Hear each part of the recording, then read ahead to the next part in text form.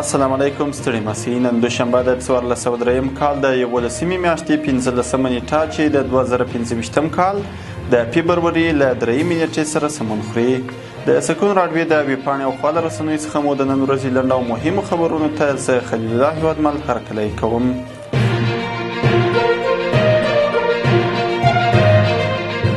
په بلخ ولایت کې یوې میرمنې د خیاطۍ د ورکشاپ په جوړولو سره 10 نورو ښځو ته د کار زمینه برابره کړې ده. دا میرمن له سرپرست حکومت څخه غوښتنه کوي چې د سوداګرو ښځو د محصولاتو د پلور لپاره شرایط برابر کړي. په ورته وخت کې د بلخ ولایت سیمه ییز چارواکي په سوداګرۍ برخه کې د ښځو پر ملاتړ ټینګار کوي.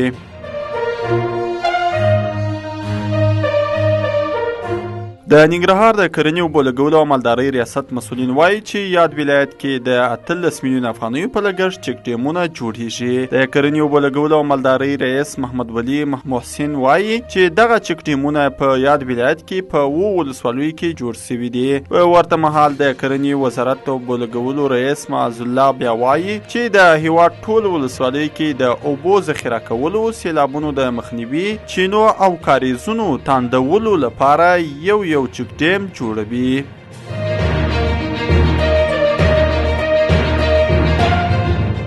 د سرپرست حکومت چارواکو د تدارکاتي وزارتونو او دولتي ادارو کې د ملي او اداري بورسونو ساده او یو شان کولو غونډه کې د اداري بورسو پر ساده کولو ټینګار کړی دی. د سرپرست حکومت اداري مرستیال دغې ناستې کې ویلي سرپرست حکومت د اداري بورسونو د ساده کولو ته ژمن دی څو خلکو ته اسانتیاوې برابرې او ادارو کې کاغذ پراني له منځه لاړه سي.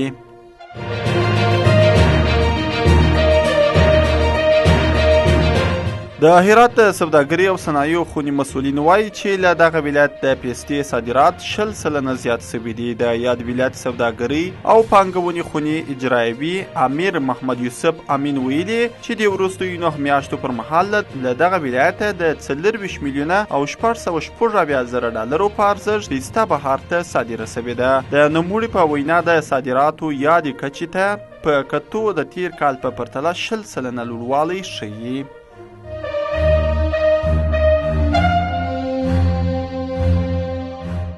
د سوریه انتقالي حکومت مشر د سعودي ولیعهد سره لیدلی دي. د راپورونو له مخې د سوریه انتقالي حکومت مشر احمد الشرع د سعودي عربستان له پادشاه ولیعهد سره لیدلی دي.